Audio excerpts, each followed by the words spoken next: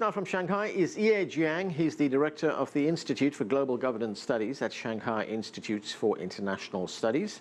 Also with us from Paris.Cui Hongjian. He's director of the Department for European Studies at the China Institute of International Studies. And from Berlin, Volker Stanzel. He served as the German ambassador to China from 2004 to 2007.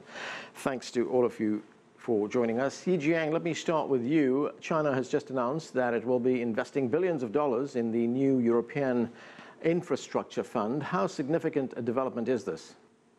I think it's quite significant because, actually the One Road and One Belt initiated by China, and I think there are really linkages between the European infrastructure fund as well as China One Belt, One Road initiative, because that both of these belt and the road, the destination are in Europe.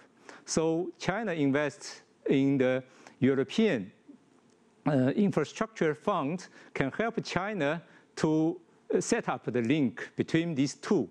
So I think it's quite important. All right, Ambassador Stanzel, no doubt Europe welcomes the investment from China, but I'm wondering how level is the playing field when it comes to the trade and economic relationship between China and the European Union? The European Chamber of Business has just released a report which says that it's getting harder for European businesses to open up in China. How level is that playing field?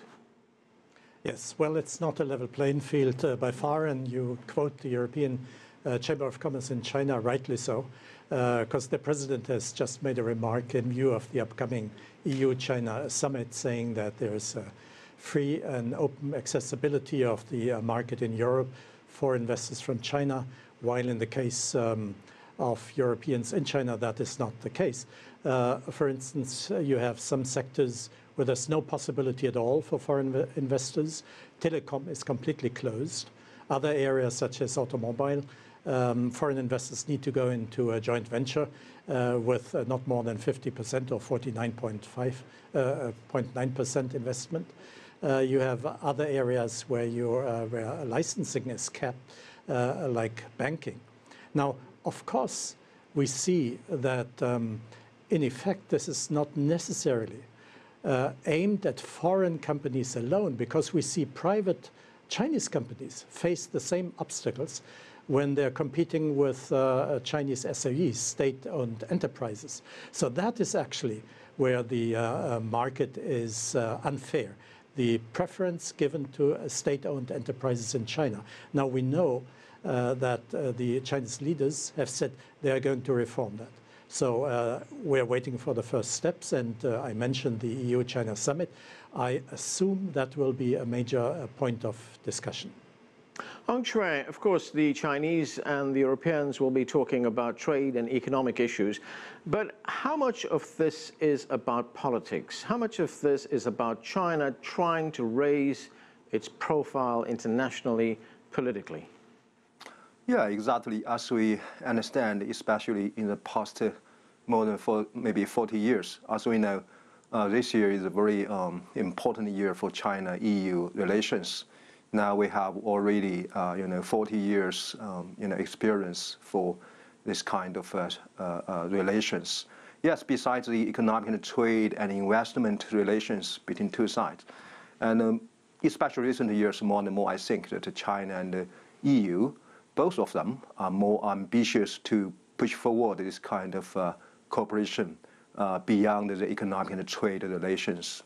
As we understand, last year when President Xi visited Brussels, and he stressed how it is important for China and the EU to build up partners of peace. So, which means China and the EU want to build a more cooperation in the international affairs. So this time, I think that Premier Li's visit in Brussels and other European countries, I think it's a good time for both sides to strengthen this cooperation in international and regional, affairs. And because I think that China and the EU, both of them,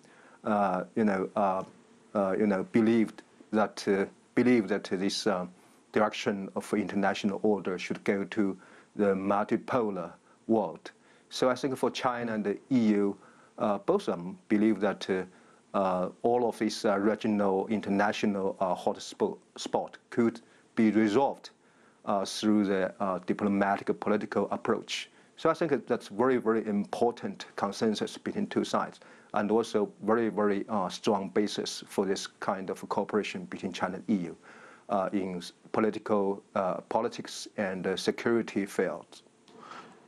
Jiang, it looks like, wherever you look, Europe is looking for all kinds of opportunities to expand its relationship, its trade and economic relationship with China. We understand that the European Commission is looking at this stage as exploring the possibility of the EU as a bloc joining the AIIB, that's the Asian Infrastructure and Investment Bank, which, China is going to be the biggest shareholder of that bank. And of course, the Europeans are doing this much to, there's a lot of unhappiness here in the United States about that, because the United States has been trying to dissuade other countries from joining the AIIB. But is this relationship all set to get even bigger? Yes, I think it's quite important for the member states of the European Union, like UK, Germany, France, Italy, as well as Netherlands. All these European Union member states, they applied for the founding members in the AIIB. And I think AIIB is an international infrastructure development bank. This institution can help the region, not only the Asia region, but also the Asia-European continent, to develop the infrastructure quite well.